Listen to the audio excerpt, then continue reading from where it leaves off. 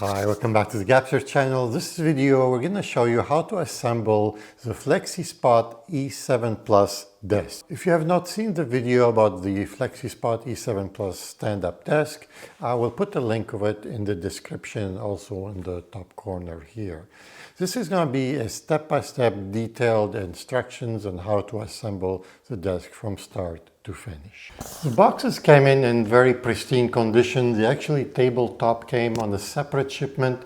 I guess I wanted to ensure that it doesn't come in any damage of any sort. You can see the corner is nicely protected. Now the front and the back comes with a thick foam as well. This is a nice big sheet. We're going to use that to actually put it on the floor so we can put the table on top of it and then assemble it. This way it prevents the tabletop from getting scratched. So do not throw that away. It's a very valuable piece. It'll come in handy. Here you can see a big piece of rubber where the motors are and a big piece of foam on the other side. So everything is nicely big blocks of cardboard, just protecting things between each other. So perfectly packaged. Unlike most other companies where things are just shipped any way they can and they come in damaged most of the time. It's important to grab the user manual that comes with it. So that's very important. Grab that and that's going to really help you. I laid each box on a separate foam map that came with it, and this way it was easy to identify all the parts. The bag of screws come easily labeled with ABCDs, and this way it's easy to identify each screws as well. All right, so let's get started and let's assemble this desk. I'm actually sitting here on one of the FlexiSpot mats. This is a mat you can actually use for standing. They call it a standing mat because you can stand on it and it's pretty soft, so your feet will not get tired. But I also use it when I want to assemble things and put it around on the ground because it makes things a little softer, a little easier on the back. So we're going to grab, as the picture suggested, the big motor one here, and just pointed in the way the picture is. We're going to grab the key number A and 2 screws D. We're going to grab one of these L-shaped things. You're going to put it right here, just like in the picture. Make sure that the knob is pointed towards the motor, not the other way around. And it's actually on top, not on the bottom. So just if you do it like this, then you're going to save yourself a lot of hassles by putting it wrong and then trying to figure it out later. Make sure you tighten them really well. Now we're going to put this one aside. Now, one key for the stability for the table is actually the legs. They're so heavy, each leg weighs a ton. And that's what makes the desk so stable, because the center of gravity of it is quite low. Now we're going to do the other side.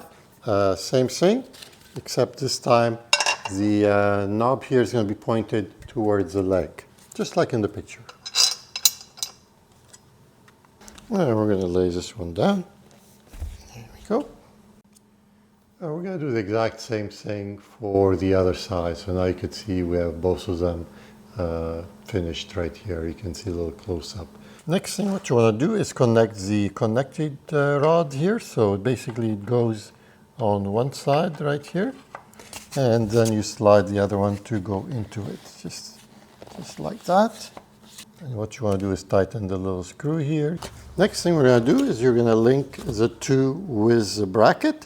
For that, you'll have to actually remove the first screws that you put in. And we're going to put one more screw on the other side. And there we go. We got it all attached together. The next thing we're going to do is do the exact same thing for the other two legs.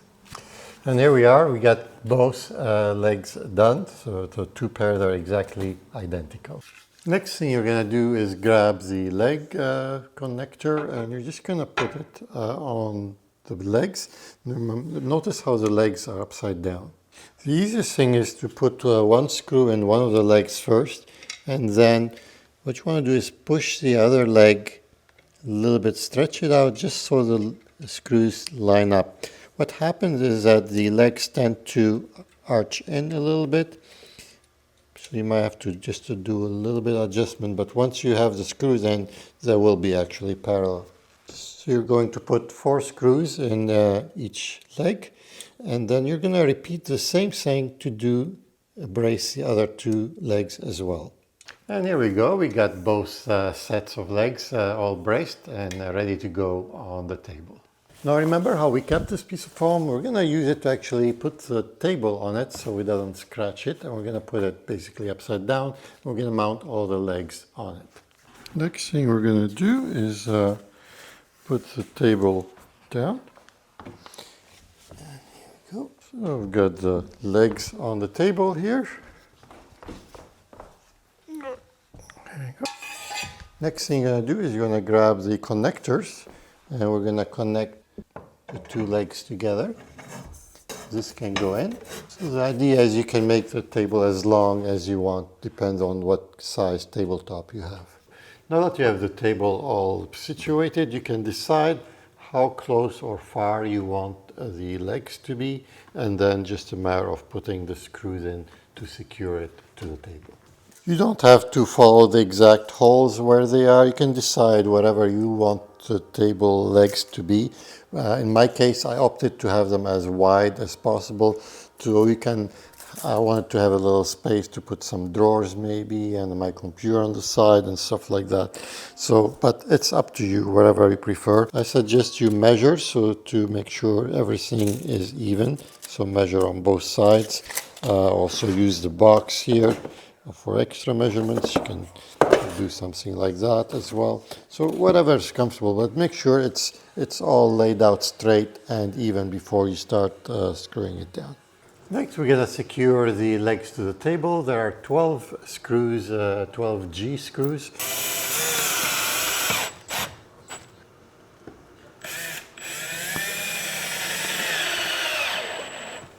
Next, we're going to install 4B and 4C screws just to connect those two pieces together. Next is the control unit. You got to decide where you want it, toward the left or the right. Just think about the desk being upright and where it's going to be. So in my case, I'm going to put it on the right side. That means it's on the left because the desk is upside down. There are special screws for the keypad.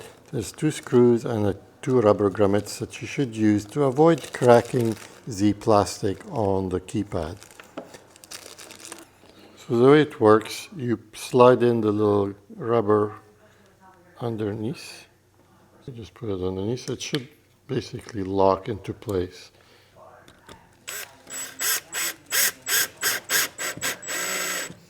The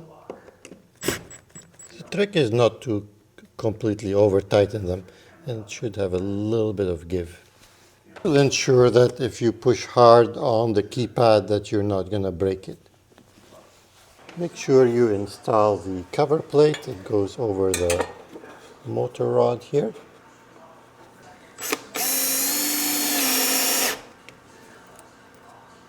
Next we have to install the control unit. Before you bolt it down, make sure all the cables reach. And in my case, I've actually put the legs as far as possible, so the motor's cable didn't actually reach the box. But don't be afraid, because FlexiSpot thought about that and they included an extension for one of the motors. So you can actually plug it into one of the motors, and now you have a longer cord. And you can decide where you want the box to be. So in my case, I'm just going to plug everything in first, and this way it will be a lot easier to decide where to put the box. So we've got motor 1, motor 2, and it's all labeled M1, M2. And then this is from the pad here, from the control pad, and we've got 2 easy to recognize cables. One here and one here.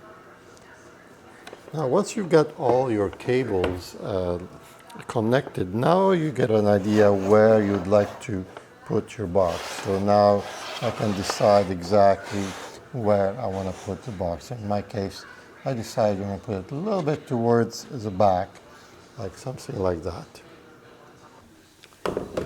Once you've decided where you want to put the control unit, you can actually secure it with a couple screws.